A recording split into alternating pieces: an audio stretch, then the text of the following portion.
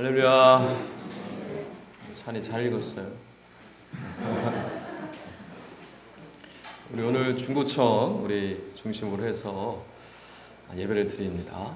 우리 중고청 영혼들 찬양했는데 어떻게 잘 했나요? 네, 우리 격려의 박수로.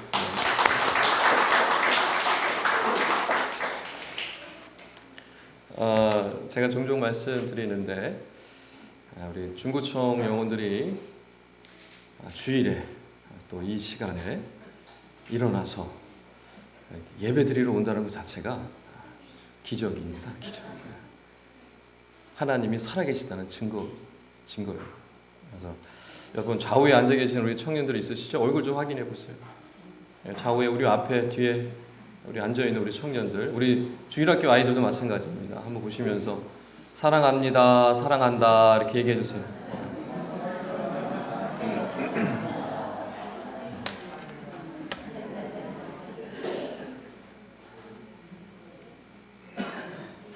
네, 오늘 말씀 같이 한번 암송해 보겠습니다. 우리 마가복음 10장 45절 말씀인데요. 예수님이 오신 목적이 무엇인가를 아주 잘 말씀해 주시는 구절입니다. 우리가 다 같이 한번 지난주 한 주간 주신 말씀을 우리 암송 다 같이 한번 해보도록 하겠습니다. 인자에 온 곳은 시작. 인자에 온 곳은 섬김을 받으려 함이 아니라 도리어 섬김하려고 자기 목숨을 많은 사람의 대속물로 주려 함이니라. 마가복음 10장 45절 말씀. 아멘. 예수님께서 왜 오셨다고요? 섬김을 받으려고요? 섬기려고 오셨습니다. 그럼 무엇을 주시려고 오셨다고요? 자기의 목숨을 주시기 위해서 오셨습니다.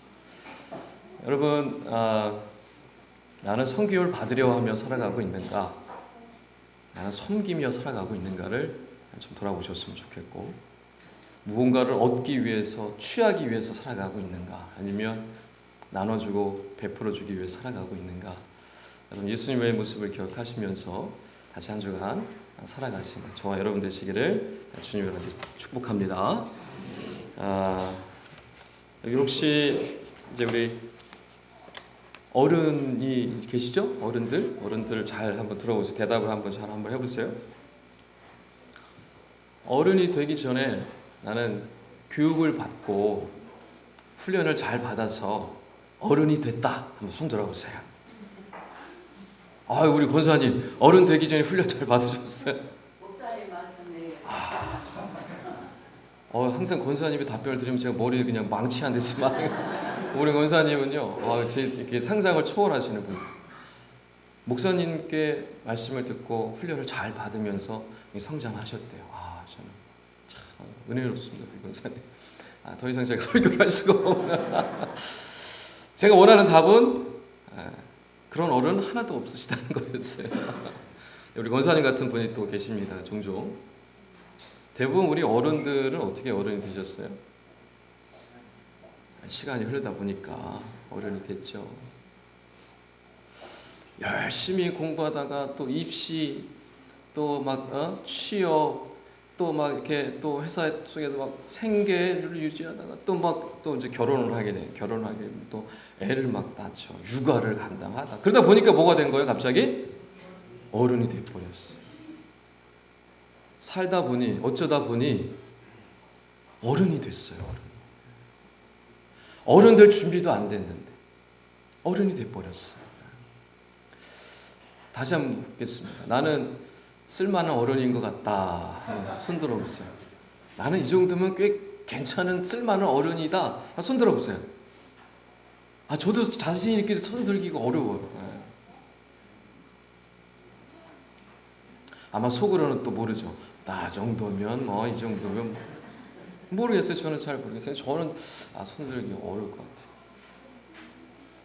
여러분 혹시 꼰대라는 말 들어보셨습니까? 꼰대라는 말 들어봤어요? 우리 친구들 꼰대라는 말 혹시 알아요? 꼰대? 잘 모르죠. 우리 젊은 친구들도 아마 잘 모르실 수도 있을 것 같아요. 꼰대라는 말이 있어요. 뒤에 자리 좀 안내해 주세요. 저기 오신 분들. 꼰대라는 말이 있는데요. 제가 이제 이 꼰대라는 말을 어릴 때 이제 저희 아버지께서 지금 돌아가셨는데 저희 할아버지를 부르실 때 약주 한 잔 드시고 저희 할아버지에 대해서 이렇게 얘기하실 때 꼰대라는 말씀을 하셨어요. 제가 어릴 때 들었어요. 아주 어릴 때. 요만할 때 이게 도대체 무슨 소린가 꼰대가. 그때는 무슨 뜻인지 몰랐죠. 커서 이제 좀 이해하게 됐는데 제가 어원을 좀 이렇게 보니까 역사가 있더라고요. 재밌더라고요. 일제 강점기 때 나온 말입니다. 이완용이나 이런 매국노들이 나라를 팔아먹고 그죠? 일본으로부터 백작 칭호를 받습니다. 근데 이들이 좀 더 이렇게 좀 멋져 보이고 싶었던 것 같아요. 그래서 백작이라는 그 프랑스어가 뭡니까 혹시 아십니까? 콩테입니다. 콩테. 콩테라고 자신들을 자칭합니다. 자칭. 자기들은 콩테다. 일본으로부터 백작을 수여받았다. 자기들은 콩테다. 이제 백성들이 볼 때는 어때요? 나라를 팔아먹고 자기들은 백작이라고 부르고 돌아다니고 있는 거예요. 근데 이거 일본 사람들이 콩테를 어떻게 발음할까요? 꼰대라고 발음합니다. 한국 사람들이요. 일본 사람들 발음으로 한국 사람으로 콩테라고 발음할 수 있는데도 불구하고 일본 사람 발음으로 꼰대 이렇게 부르기 시작합니다. 그래서 그들이 하는 짓들, 그들이 하는 모습들, 행태를 보고 뭐라고 할까요? 꼰대짓 하고 있네. 이게 된 거예요. 그게 일제 시대부터 있어진 거예요. 꼰대, 나라 팔아먹은 사람들, 꼰대짓, 아주 얄밉게 자기만 살겠다고 하는 그 모습들, 그런 것도 이제 꼰대짓이라고 합니다. 여러분, 이 꼰대인지 꼰대가 아닌지 알 수 있는 방법이 있어요. 어른들 육하 원칙을 따라서 여러분이 한번 얘기해 보면 됩니다. 육하 원칙이 뭐예요? 누가 언제 어디서 무엇을 어떻게 왜? 누가? 꼰대는 뭐라고 얘기할까요? 누가를 어떻게 표현할까요? 내가 누군지 알아? 이게 꼰대입니다.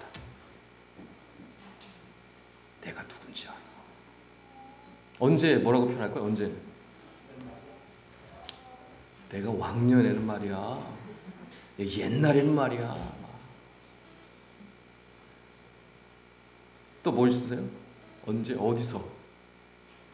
어디서는 어떻게 해야 돼요? 어디서 감히? 또 뭐 있어요? 무엇을?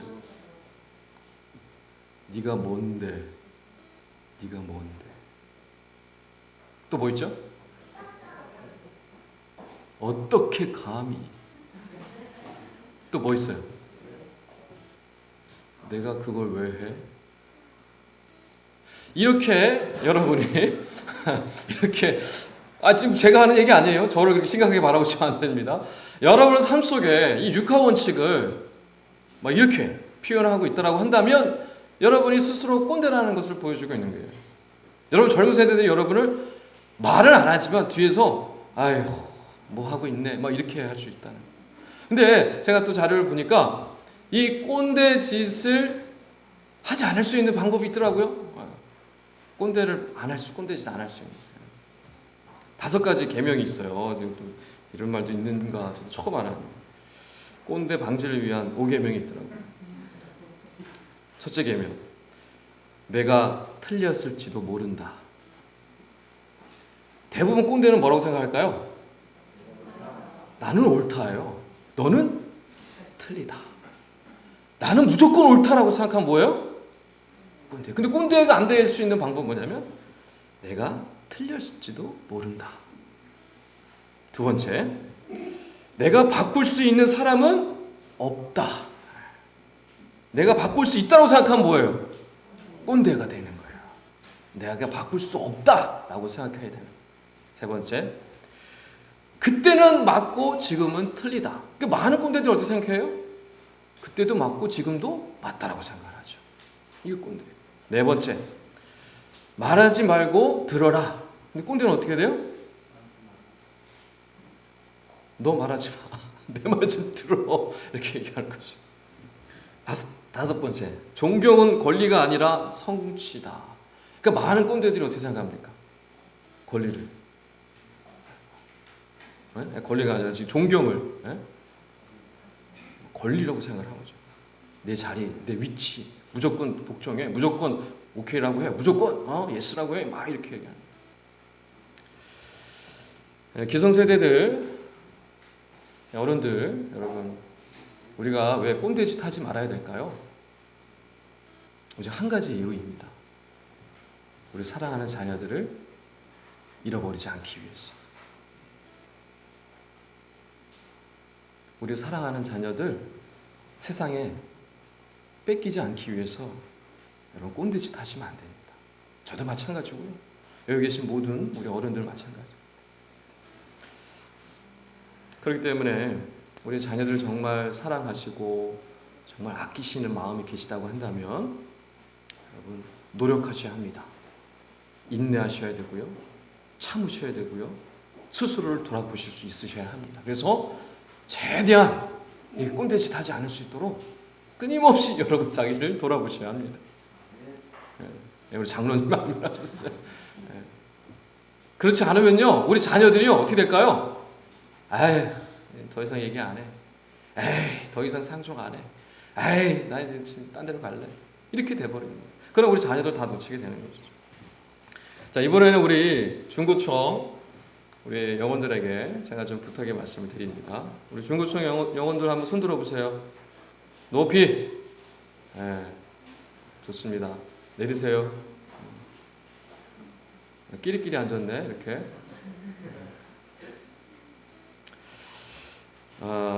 여러분 부모님들 또 여러분 주변에 있는 어른들 기성세대들이요 너무 답답해 보일 때가 있을 거예요. 그치 권씨가? 한번 조금 스탑을 했어요. 지금 대답을 어떻게 되나 지금. 이게 지금 할머니도 있고 엄마 아빠도 있고 다 있는데 지금. 우리 부모님들이 때로는 우리 어른들이 답답해 보이고 때로는 막 이렇게 꼰대처럼 보일 때가 있어요. 그때 여러분 너무 승질 부리지 마세요. 너무 막 이렇게 하지 마세요. 왜 그러냐면요. 그분들이 가끔씩 여러분을 향해서 막 소리칠 때가 있죠. 제발 공부 좀 해라고.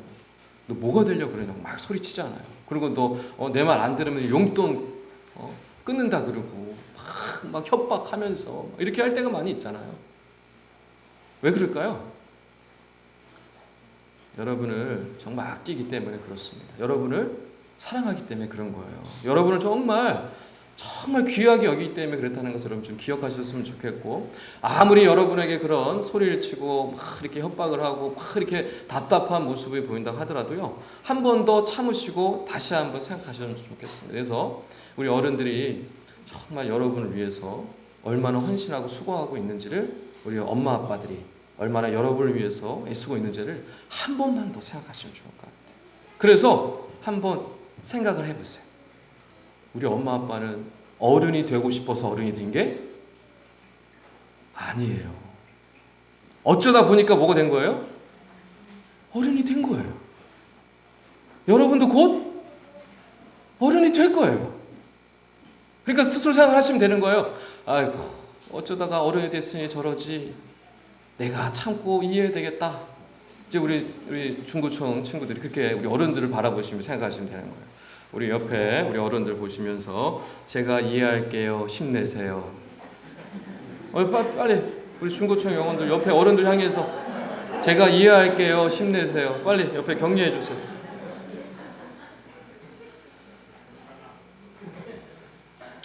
여러분 오늘 중고청 우리 중심으로 예배를 드리고 있습니다. 중고청에 대한 이해를 좀 하고 계셔야 돼요. 우리 아이들이 여러분 때처럼 막 놀면서 공부하고 이렇게 하고 뭐 이렇게 돌아다니고 막 이렇게 여행도 하고 재밌게 살면서 공부하고 있는 시절이 아닙니다. 지금 교육 시스템이 워낙에 아이들을 틀에 박혀서 정말 찍어내는, 시험 보고 점수 찍어내는 아이들로 지금 만들어버리는 시대가 되어서 자유도 없고요, 기쁨도 없고요, 삶의 만족도 없습니다. 그러한 정말 어려운 시대 속에 우리 아이들이 살아가고 있어요. 근데 여러분들이요, 우리 자녀들을 바라볼 때 옛날 왕년의 우리는 안 그랬는데, 나는 예전에 안 그랬는데 너는 도대체 왜 그냥 이렇게 바라보시면 큰일 납니다. 시대가 바뀌었어요. 시대가 바뀌었어요. 그래서 여러분 이 시대를 좀 이해하실 필요가 있는데, 중2병이라고 들어보셨어요? 우리 어른들? 중2병. 우리 어른들만 대답해 보세요. 중2병 들어보셨어요? 권사님 중2병. 못 들어보셨어요? 중2병이라고 있어요. 중2병. 여기 중2도 있는데? 어디 있어? 우리 예인이. 저기 있네.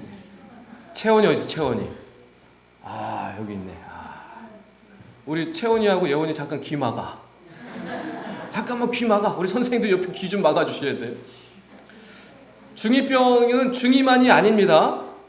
중2 전후의 아이들을 통틀어서 얘기하는 거. 질풍노도의 시기에 있는, 자기 감정이 컨트롤되지 않는, 자기의 생각대로 뜻대로 되지 않는 이 아이들을 얘기해서 중2병이라고 얘기를 합니다. 우리 중2병을 이렇게 키우고 계시는 우리 부모님들 계시죠? 부모님들, 우리 중2병 이렇게 우리 김근영 집사님, 깊은 눈으로 이렇게 저를 바라보시면서 뭔가 알 듯 모를 듯 저를 바라보시면서 이렇게 고개를 끄덕거리고 계신데, 여러분 중2병이요 새로운 법칙을 하나 만들어냈습니다. 무슨 법칙을 만들어냈어요? 혹시 아십니까? 혹시 아시는 분 있어요? 현장에 계신 분들, 우리 조 집사님. 괜찮습니다. 정확습니다. 들어보신 적 있으세요? 제가 지금 이렇게 단상에서 이거 하기가 참 애매한 단어이긴 한데, 그래도 제가 설교를 위해서 제가 좀 희생을 좀 하도록 하겠습니다. 중2병이요 만들어낸 새로운 법칙이 있어요. 우리 예인아, 채원아, 너네들이 그렇다는 뜻이 아니다. 잘 이해하고 들었으면 좋겠어. 설교를 하기 위해서 내가 여러분 이해를 돕기 위해서 말씀드린 거니까. 지랄 총량의 법칙이 있습니다. 무슨 법칙이라고요? 좀 말하기도 좀 부끄러워. 이게 무슨 뜻일까요? 이게 어디서 나온 말이냐면, 이제 이 한동대 교수 중에 이 법대 김두식 교수가 계신데, 이분이 쓴 책이 불편해도 괜찮아라는 책이 있어요. 거기 나중에 한번 찾아보십시오. 재밌는 이야기들이 많이 있습니다. 이분이요, 이 교수님이 이 아이를 하나 딸아이를 키우는데, 이 아이가 중학생이 되더니 엄마 아빠한테 선포한 거예요. 엄마 아빠, 저는 이제 더 이상 엄마 아빠처럼 찌질이로 살지 않을 거예요. 선포한 거예요. 그래서 맨날 사사건건 엄마 아빠랑 싸우는 거죠. 엄마 왜 그랬어요? 아빠 왜 그랬어요? 나는 그러지 않게 생각하는데요. 저는 안 그러는데, 맨날 이렇게 싸우고 치고 가니까 이 교수님이 너무 스트레스가 쌓여가지고 상담을 받으러 간 거예요. 희망 제작소에 이사로 계시는 유시주 씨, 유시민 씨의 동생이시죠. 그분을 만나서 조언을 구했는데, 그분이 그때 이런 설명을 해준 거예요. 뭐라고 설명했느냐? 모든 인간에게는 평생 쓰고 죽어야 하는 지랄의 총량이 정해져 있습니다. 어떤 사람은 그 지랄을 사춘기에 다 써버리고, 어떤 사람은 나이가 들어서도 씁니다. 어찌됐든 죽기 전까지 반드시 그 양을 다 쓰게 되어 있습니다. 그 얘기를 듣고요, 이 교수님이요 마음에 위로를 받았어요. 언젠가 다 쓰겠구나. 언젠가 바닥에 나겠구나. 언젠가 이 딸아이도 지랄을 멈출 날이 오겠구나. 여기 여러 학부모님들 중에 이미 이 법칙에 몸담고 있는 우리 아이들을 양육하고 있는 부모님들이 계실 줄 압니다. 여러분, 언젠가 끝납니다. 언젠가 끝나요. 언젠가 끝나. 견디고 좀 버티십시오. 좀 인내하십시오. 너무 서러워하지 마시고 조금 인내하십시오. 그럼 언젠가 끝납니다. 여러분, 만약에 그게 끝나지 않고 대학생이 되어서 여전히 한다. 말하기가 좀 너무 좀 부끄러워서 제가. 그리고 또 직장에 들어가서도 한다. 근데 결혼을 하고 나서도 이걸 한다. 그럼 어떻게 되겠어요? 얼마나 속이 복장이 터지겠습니까? 근데 중2 때, 요 중학생 때, 고등학교 때 마치고 나면 어떻게 해요? 감사한 거죠, 감사. 그러니까 여러분 조금 견디시고 버티시면서 좀 위로를 받으시고 이제 좀만 참으면 되겠구나. 조금만 이제 버티면 끝날 날이 오겠구나. 생각을 가지고 여러분 자녀들을 좀 보셨으면 좋겠습니다. 우리 자녀들, 우리 주변에 있는 우리 중고등부들 다시 한번 얼굴 좀 바라보세요. 이상하게 바라보지 마시고 사랑의 눈빛으로 바라보시고 힘내라, 사랑한다 한마디씩 해주세요. 어서.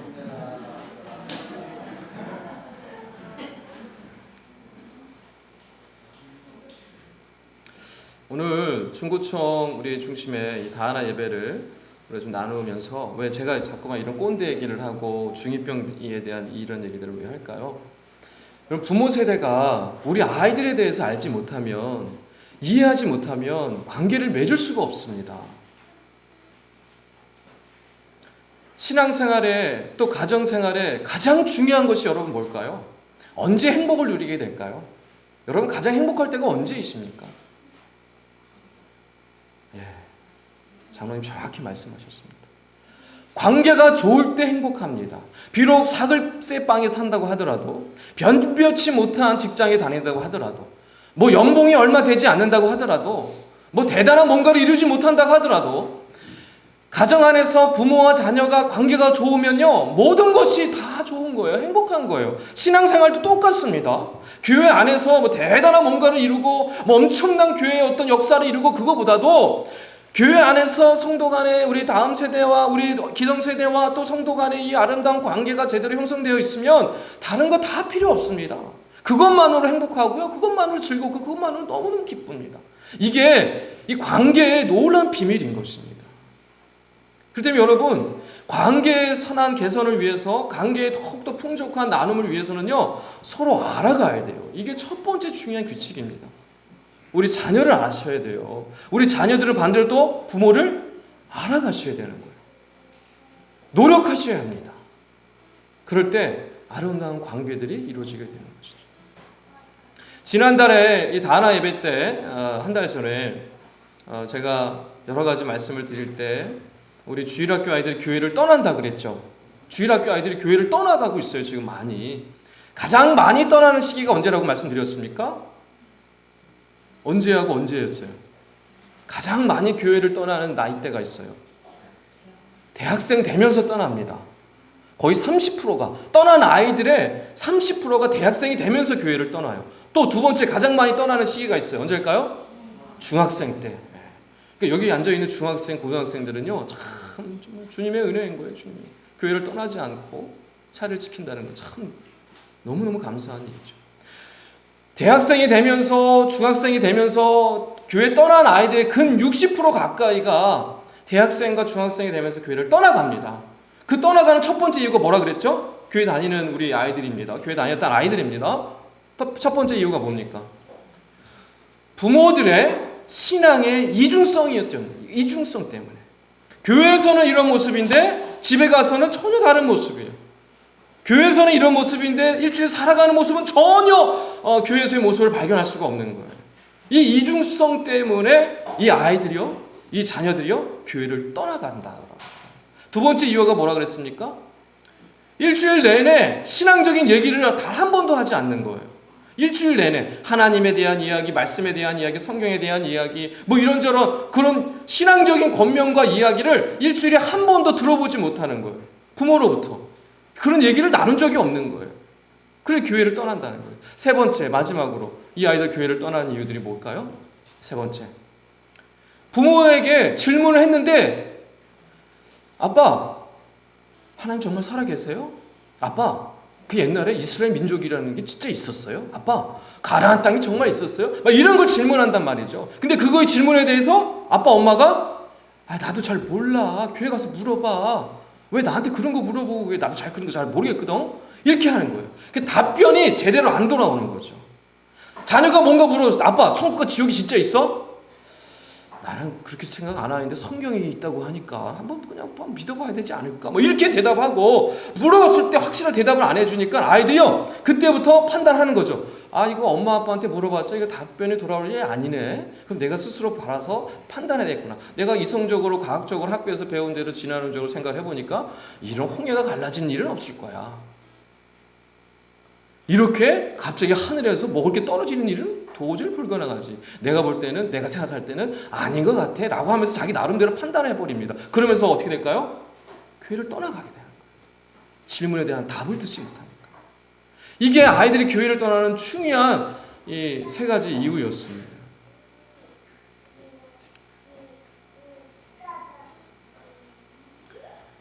부모와의 관계가 안 되니까, 부모와 나눔이 되지 않으니까, 부모가 신앙적으로 이 아이들에게 본을 보이지 못하니까, 이런저런 고민들을 서로 나누고 질문에 답해주고 또 신앙적인 나눔과 또 관계를 형성해야 되는데 그게 되어 있지 않으니까 우리 자녀들이 교회를 떠나가고 있다는 것을 우리가 반드시 기억해야 하는 것이죠. 그럼 답은 나온 것이죠. 어떻게 우리 아이들이 교회를 떠나지 않고 믿음으로 자라가며 건강한 그리스도인으로 자라가며 이 세상에 나아가 선한 영향을 끼칠 수 있는 그런 강한 그리스도인으로 살아갈 수 있을까요? 답은 나왔습니다. 뭐예요? 부모가 삶 속에서 신실한 모습을 보여주시면 됩니다. 자녀와의 신앙적인 나눔을 하시면 됩니다. 자녀가 질문했을 때 성실껏 답변해 주시고, 모르면 공부하시고 연구하시고, 그래도 모르면 목회자를 찾아가서 물어보고, 그래서 어찌됐든 이 아이의 궁금증을, 이 아이의 정말 의문을 해결해 주실 수 있으셔야 하는 것이죠. 이게 뭡니까? 즉 부모가 자녀와 끊임없이 신앙적으로 대화하고 나누고 고민하고 함께 이 문제를 놓고 해나갈 때 우리 아이들은 교회를 떠나지 않습니다. 건강한 그리스도인으로 자라갈 수밖에 없는 것이죠.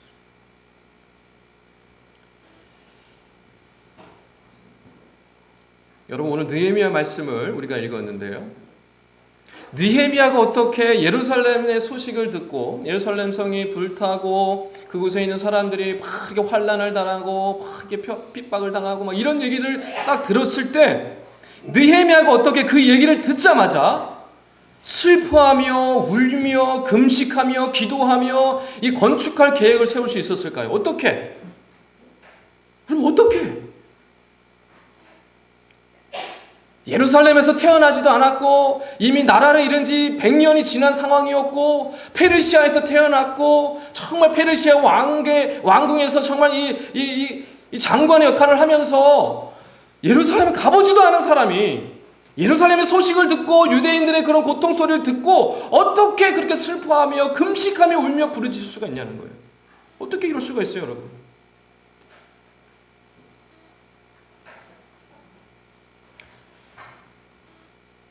느헤미야가 어디 사람이었기 때문입니까? 느헤미야가 어디 사람이었어요? 비록 페르시아에서 태어나긴 했지만, 페르시아에서 태어나고 거기서 배우고 자라긴 했지만 그 피는 누구예요? 누구의 피가 흐르고 있는 거예요? 이스라엘의 피가 흐르고 있는 것이죠. 유대인의 피가 흐르고 있는 것이죠. 느헤미야는요, 이스라엘 사람이라는 스스로의 정체성을 잃고 있지 않았습니다. 유대인이라는 사실을 그는 늘 기억하고 있었던 거예요. 그렇기 때문에 같은 동족이 고통받고 같은 동족에 살고 있는 그 예루살렘 성이 다 불타버리고 핍박과 환난을 당하고 있다는 소식을 듣자마자 눈물 흘리며 슬퍼하며 부르짖으며 하나님께 나가 기도하며 하나님 이 일을 어떻게 합니까? 하나님 해결해 주시옵소서라고 부르짖을 수밖에 없었던 것입니다. 그렇다면 여러분, 이 느헤미야가 어떻게 그 먼 이국 땅에서 자신의 정체성을 지키고 자신의 이 민족에 대한 그런 애닫는 마음을 가지고 이 예루살렘 성을 바라보면서 그런 안타까운 마음을 가지고 살아갈 수가 있었을까요? 어떻게?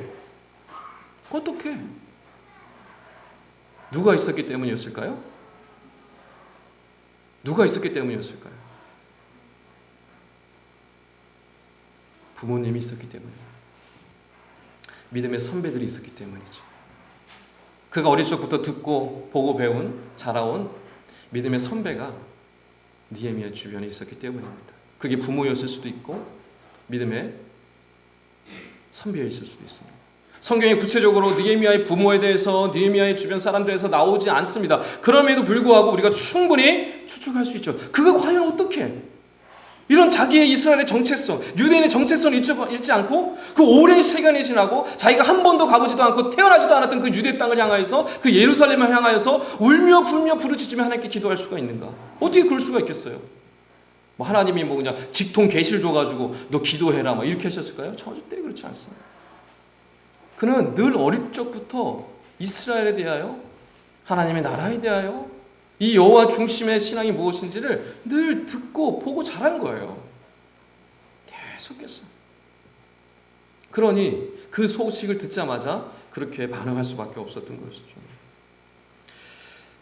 우리가 오늘 말씀을 읽지 않았지만 1장 말씀을 보면 잠깐 1장으로 좀 돌아가 볼까요? 우리 느헤미야 1장을 좀 같이 잠깐 보도록 하겠습니다. 1장 말씀에 이 느헤미야의 기도를 우리가 가만히 읽다 보면 느헤미야가 도대체 어떤 사람인지 우리가 알 수가 있습니다.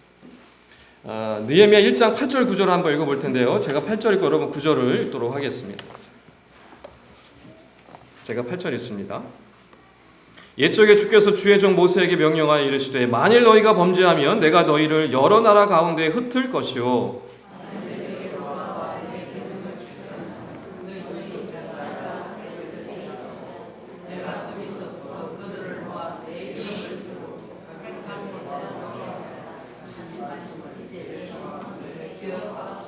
아멘. 느헤미야는 지금 뭐에 대해서 빠삭히 알고 있습니까? 하나님의 말씀에 대해서 너무너무 잘 알고 있어요. 그들의 조상에 대한 이야기를 이미 잘 알고 있습니다. 여호와께서 그들을 흩으실 것이라는 말씀을 알고 있었고, 그러나 그 흩으신 가운데 그들이 돌아와서 하나님 말씀을 지켜 행하면 하나님께서 그들을 땅 끝에 있을지라도 다시 끌어모을 것이라는 그 말씀의 신명기 말씀을 분명히 알고 있어요.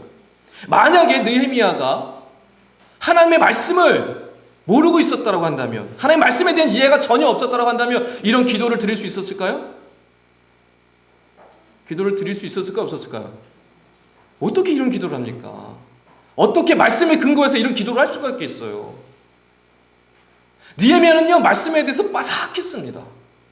이미 이 말씀이 그 안에 가득했던 거죠. 말씀으로 충만했던 것입니다. 그러니 그 말씀을 가지고 기도하고 있는 거예요. 하나님, 옛날에 말씀하실 때 모세에게 이런 말씀 해주시지 않았습니까? 지금 이런 상황입니다. 가만히 계시겠습니까? 우리의 기도에 들어주십시오 라고 하나님께 간절히 기도할 수 있었던 근거, 그가 말씀에 대해서 너무너무 잘 알았던 것입니다.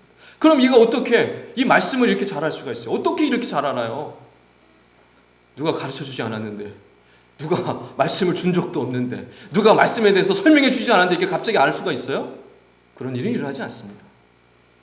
느헤미야가 어떻게 말씀에 대해서 풍성히 알 수 있습니까? 느헤미야가 어떻게 하나님에 대해서 기도하며, 지금 기도하는 거 보십시오.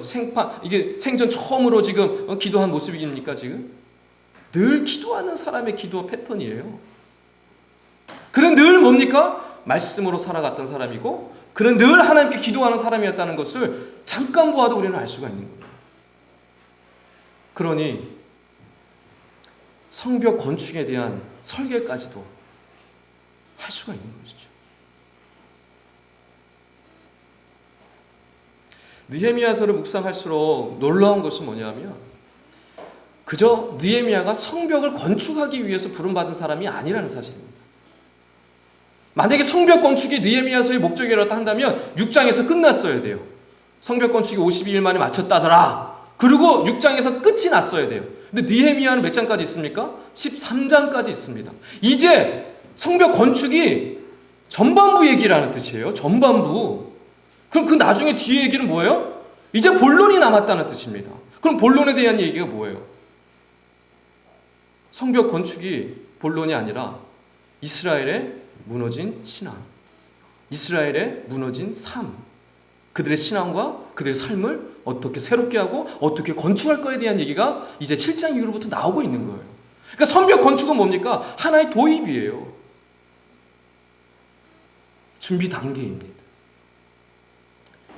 우리가 오늘 말씀 읽은 8장, 느헤미야에서의 핵심 중의 핵심은요, 7장과 8장입니다. 가장 중앙에 있기도 하지만 가장 중요한 말씀을, 메시지를 주고 있는 본문이 바로 느헤미야 7장과 8장입니다. 7장은 무슨 내용일까요? 포로에서 돌아온 백성들의 명단을 쫙 기록해놨습니다. 여러분, 명단 왜 이렇게 기록해놔요? 누가 이제 예루살렘에서 새롭게 하나님의 나라의 백성으로 출발하는가를 보여주고 있는 거예요. 이 자손들에게 이 기록을, 이 증거를 남기는 것입니다. 그럼 8장은 무엇입니까? 이스라엘 백성들이 이제 예루살렘 성에서 어떻게 이스라엘 사람답게, 하나님의 백성답게 살아가느냐, 그들의 잃어버린 신앙을 다시 회복하고 새롭게 삶을 건축해 나가느냐, 그들의 삶을 새롭게, 그들의 신앙을 새롭게 어떻게 만들어 가느냐에 대한 얘기가 8장부터 시작되어져 가는 거예요.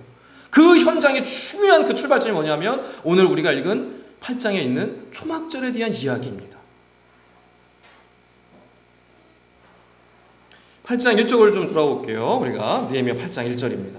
느헤미야 8장 1절 돌아오셔서 보시면 8장 1절을 우리가 다 같이 한번 읽어보겠습니다. 8장 1절이 어떻게 시작하고 있는가? 너무너무 중요한 이 정말 느헤미야서의 핵심 중의 핵심의 8장의 말씀의 시작이 어떻게 시작하고 있는가?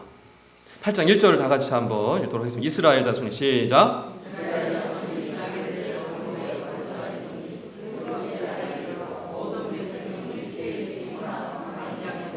각사 에스라에게 여호와께서 이스라엘에게 명령하신 모세의 율법책을 가져오기를 청하매. 아멘. 여러분 1절 말씀을 보면요, 새해 첫날입니다. 일곱째 달이라는 것은요, 우리나라 기준 일곱째 달이고요, 유대인들에게 일곱째 달은요, 우리에게 1월이에요. 1월이 딱 되자마자 첫날에 이스라엘 온 백성들이 수mar의 광장에 모였어요. 그래서 뭐 하고 있습니까? 수mar의 광장에 모여서 말씀을 읽어달라는 거예요. 에스라에게 에스라가 그 말씀의 박사 아니었습니까? 율법 박사였어요. 그 에스라에게 말씀을 읽어달라고 합니다. 그 에스라가 하나님의 말씀을 쫙 펴서 읽기 시작을 하죠. 그랬더니 온 백성이 어떻게 합니까? 남자, 여자, 애나 어린이 할 것 없이 다 일어섭니다. 다 일어서요. 말씀을 쫙 피자마자 온 백성이, 그 수만 명의 백성이 쫙 일어나서 하나님의 말씀의 선포됨을 찬양하기 시작합니다. 아멘, 아멘. 한 구절 한 구절 말씀을 듣습니다. 그런데 그들 속에 누가 들어가요? 레위 사람들이 쫙 흩어져 들어갑니다. 백성들 속으로. 그래서 뭐 하는 거예요? 이 말씀이 이 뜻입니다. 설명해 주기 시작합니다. 레위인들이 그 백성들 속에 들어가서 이게 무엇인지 깨닫게 하고 이해시켜 줍니다. 그 백성들이 그 말씀을 한 절 한 절 들으면서 이해하고 깨닫고 이해하고 듣고 깨닫고 하면서 뭐가 일어나요? 그 속에 울기 시작합니다. 온 백성들이 울기 시작해요. 여러분 왜 웁니까? 하나님 말씀을 들으면서 온 백성이 다 울어보기 시작했어요. 왜 울기 시작해요? 하나님 말씀이 그들의 귀에 들리고 그 말씀의 뜻이 무엇인지 이해가 되고 깨달아지고 이 말씀이 자기에게 깊이 박히게 되니까 그때부터 막 울음이 터져 나오는 거예요. 하나님의 말씀이 이런 말씀이었구나. 그동안 듣지 못했던 이 하나님의 말씀이 들으니까 정말 영혼이 놀라운 거죠. 이 신비의 역사하심을 누리기 시작하는 겁니다. 이 말씀에 비추어서 자신의 삶을 돌아보는 것이죠. 자신의 과거의 조상들의 모습을 돌아보는 것입니다. 이 말씀에 비추어 자신이 얼마나 연약하고 죄인인지를 부끄러움을 깨닫게 되는 것이죠. 그럼에도 불구하고 하나님께서 자기들을 지금까지 인도해 주시고 예루살렘 성벽을 건축해서 이 엄청난 하나님의 말씀을 듣게 하시는 이 놀라운 역사 안에서 너무너무 감격스러워서 너무너무 감사해서 그 은혜가 너무너무 감사해서 회개의 눈물, 기쁨의 눈물, 감사의 눈물이 뒤범벅되어가지고 온 백성이 함께 울고 불고 난리가 난 것입니다. 그러자 느헤미야가 뭐라고 얘기합니까? 울지 마십시오. 슬퍼하지 마십시오. 여호와를 기뻐하는 것이 여러분의 힘입니다 라고 해요. 여러분 어떻게 이런 고백을 할까요? 여러분 느헤미야서에서 가장 중심에 있는 이 8장의 가장 핵심의 이 문구, 여호와로 인하여 기뻐하는 것이 당신들의 힘입니다라는 이 말씀이요, 이들의 가장 핵심적인 주제인 것입니다. 여러분 하나님의 말씀을 듣고 기뻐하는 거, 이게 엄청난 기쁨이고 이게 신앙생활의 진짜 핵심인 것입니다. 느헤미야는 그걸 너무너무 잘 알고 있었어요. 그래서 이 말씀으로 인해서 그들이 기뻐하며 감격하며 감사하는 그 힘을 얻고 일어서기를 원했던 것이고, 그들이 슬픔 가운데 젖어 있지 않고 일어서서 힘을 내서 이 말씀을 따라 살아가기를 원했던 것입니다. 그날 그렇게 엄청난 감격을 경험했어요. 하루가 지났어요. 그런데 또 온 백성들이 어떻게 했어요? 다 모였어요. 다 모여가지고 이번에 족장들, 제사장들, 막 이제 레위인들이 다 아침에 에스라를 찾아왔어요. 에스라를 찾아와서 묻는 게 뭡니까? 에스라요, 여기 지금 보니까 새해 첫날에 초막절을 지키라고 말씀하고 있는데 이 초막절을 우리가 어떻게 지켜야 됩니까? 좀 설명을 좀 해주십시오. 그랬더니 에스라가 그때부터 막 설명을 합니다. 초막절을 왜 지켜야 되고, 초막절은 무슨 뜻이고 무슨 의미고, 이걸 왜 지켜야 되냐, 하나님께서 언제 명령을 해주셨는지, 이렇게 지키고 저렇게 초막절은 이렇게 지키는 것이라고 설명을 해주자 백성들이 어떻게 합니까? 초막절을 지키기로 결단하고 모든 백성들이 다 뿔뿔이 흩어져가지고 나무 거꾸로 다니는 거예요. 나무 거꾸로. 애나 어른이나 남자 여자 할 것 없이 다 나무 거꾸로 다니기 시작하는 거예요. 그래서 뭐 하는 거예요? 나무까지 다 꺾어다가 집 앞에, 집 위에, 뜰에, 성벽 주변에 온통 사방에 뭘 만들고 있는 거예요? 초막을 만들었어요. 그래서 하나님 말씀을 시키는 대로 그 말씀 그대로 다 나무까지를 꺾어다가 초막을 만들었어요. 그래서 일주일 내내 그 속에 들어가서 어떻게 한 거예요? 초막절을 지키기 시작합니다. 그랬더니 오늘 말씀 읽었죠, 우리가? 무슨 일이 일어납니까? 초막절을 지켰는데 무슨 일이 일어나요? 17절 다 같이 한번 읽어보겠습니다. 17절 말씀을 다 같이 한번 읽어보겠습니다. 17절 읽겠습니다. 사로잡혔다가 시작.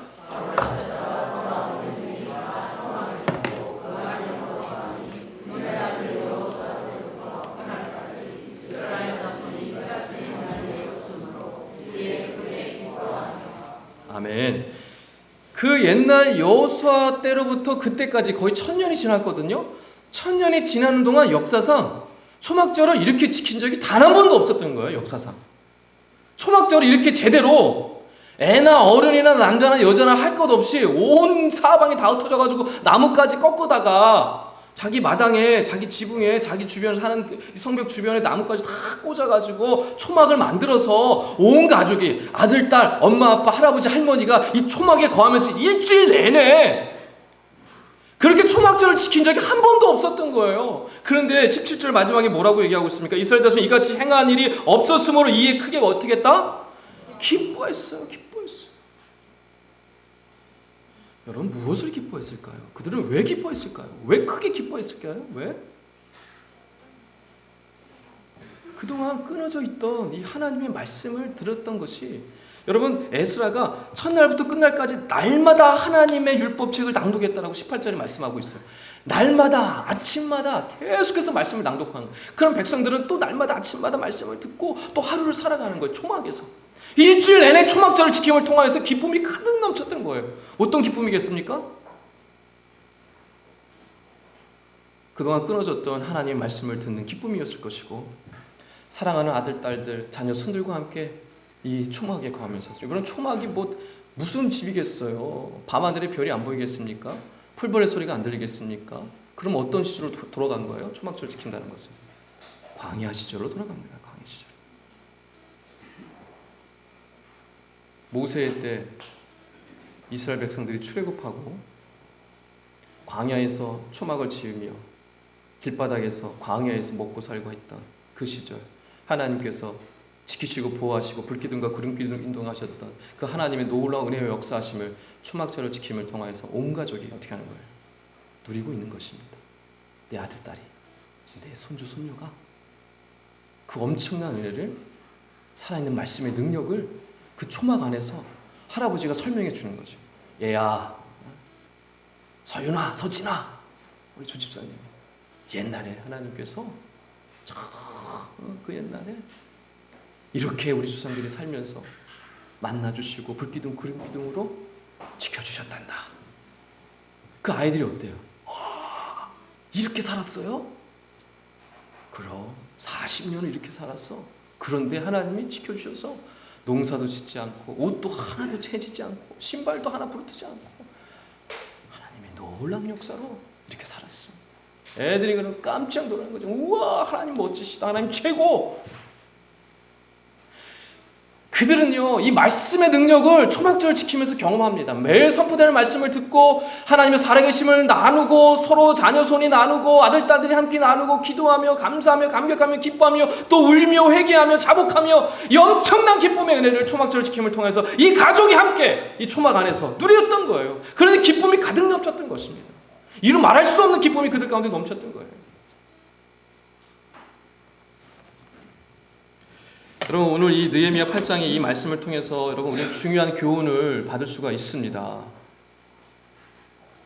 각 가정이 어떻게 한 주일을 신앙으로 살아가야 하는지에 대한 말씀을 여러분 받으셔야 합니다.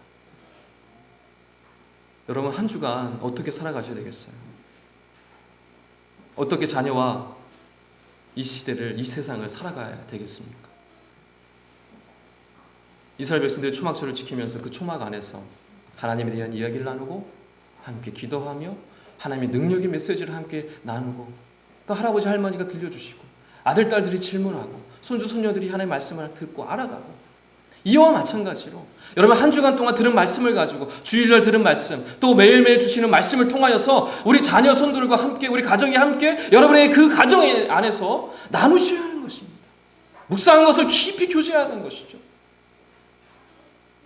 그리함을 통하여서 우리 자녀들에게 신앙의 유산을 이어주는 것입니다. 이게 바로 느헤미야 8장의 핵심입니다. 여러분 느헤미야가 어떻게 이런 놀라운 역사를, 이 성벽 건축을 하는 이 엄청난 이 하나님의 이 역사하심을 감당할 수가 있었겠습니까? 느헤미야가 어느 날 갑자기 뿅 해가지고 신앙이 좋아졌겠습니까? 그런 일은 일어나지 않습니다. 느헤미야는요, 어릴 적부터 이런 경험을 해왔고 이미 하나님의 말씀으로 충만했고 이 모든 하나님의 능력의 역사하심을 따라 한 걸음 한 걸음 진행하다 보니까 이 엄청난 예루살렘 성벽의 과업을 이룰 수 있었고 이 무너졌던 이스라엘 백성들의 신앙을 세우는 데 중요한 역할을 감당할 수가 있었던 것이고, 그들의 잃어버렸던 그 신앙의 정체성, 이스라엘 백성의 정체성, 하나님 나라의 백성의 정체성을 회복시켜주는 데 중요하게 쓰임받았던 것입니다. 여러분, 하나님은 지금도 많은 것이 무너져 내린 이 시대 속에 느헤미야 같은 사람을 찾으시는 줄 믿으시기 바랍니다. 여러분 준비하셔야 돼요. 여러분과 여러분의 자녀가 느헤미야로 부름받아서 쓰임받는 그날을 향해서 여러분 달려가셔야 하는 것입니다. 여러분, 이 시절이요, 얼마나 많은 것들이 무너져 내렸습니까? 여러분, 세상을 보십시오. 정의와 공의가 사라져가고 있습니다. 하나님의 정의와 공의를 찾아볼 수가 없어요. 이런 때 여러분 그냥 방관하고 수수방관하고 그냥 될 대로 되는 식으로 나도 그냥 그렇게 시간이 흘러가겠습니까? 내버려 두시겠습니까? 절대로 그러시면 안 됩니다. 말씀을 정리하겠습니다. 오랫동안 우상을 쫓아 살았던 백성들, 오랫동안 하나님의 말씀을 듣지 못했던 백성들이 다시금 모두가 다 같이 모여서 하나님의 말씀을 듣기 시작할 때, 하나님의 말씀에 따라 하나하나 지켜 행하기 시작할 때 그들 가운데 말할 수 없는 감격과 기쁨이 차고 넘쳤습니다. 이것은 지금도 마찬가지입니다. 여러분 삶 가운데 하나님의 말씀에 순종하며 하나님의 말씀으로 여러분 채우기 시작할 때 여러분 가정은요, 자연스럽게 감사와 기쁨과 찬양이 넘치게 될 것입니다. 이것은 여러분이 경험을 해보셔야 합니다. 그럴 때 하나님께서 어떻게 하실까요? 그곳에 은혜를 주실 뿐만 아니라 하나님 맡겨주신 사명을 감당하도록 만들어 가실 것입니다. 그래서 느헤미야 같은, 제2의 느헤미야 같은 사람들을 세워 가실 것입니다. 여러분 바라옵기는 이 가정 가운데 주신 이 귀한 하나님의 은혜 여러분 놓치지 마시고 이 말씀을 나누시고 또 함께 관계를 맺으시며 교제하심을 통하여서 신앙의 기쁨을 누리실 뿐만 아니라 신앙을 전수하는 기쁨, 신앙을 이어주는 기쁨, 이 귀한 복된 놀라운 은혜의 기쁨들을 맛보며 나가시는, 그래야 하나님 영광 돌릴 뿐만 아니라 이 시대에 정말 무너진 것들을 세워가 나가는데 쓰임 받으시는 꿈 있는 교회 모든 성도님 다 되시기를 주님을 한테 축원합니다. 기도하겠습니다. 참으로 좋으신 하나님 아버지, 그 옛날 이 이스라엘 백성들이 성벽을 건축하고 하나님의 말씀 앞으로 나아가 말씀으로 충만해짐으로 그들의 삶이 새롭게 시작되어지고 그들의 삶 가운데 가정의 회복이 일어나고 관계의 회복이 일어나고 그들의 자녀와 그들의 삶이 변화되기 시작했던 이 시점에 이 말씀을 우리에게 주시니 감사합니다. 이와 같은 아름다운 신앙의 기쁨을 누리는 복된 가정들, 신앙의 이 귀한 역사를, 이 유산을 이어주는 기쁨을 누리는 저희들 다 될 수 있도록 하나님 축복하여 주시옵소서. 그림을 통해서 우리 자녀 손들이, 귀한 아들 딸들이 하나님의 놀라운 역사하신 이 말씀 앞에 젖어 들어감으로 말미암아 이 시대에 정말 꼭 필요한 일꾼들로 자라게 하시고 제2의 느헤미야들이 되어서 가정을 세우고 무너진 교회를 세우고 무너진 이 세상을 바로 세울 수 있는 놀라운 사명을 감당하는 귀한 자녀들 다 될 수 있도록 하나님께서 역사하여 주시옵소서. 감사하며 사랑하신 예수 그리스도 이름으로 간절히 기도합나이다. 아멘.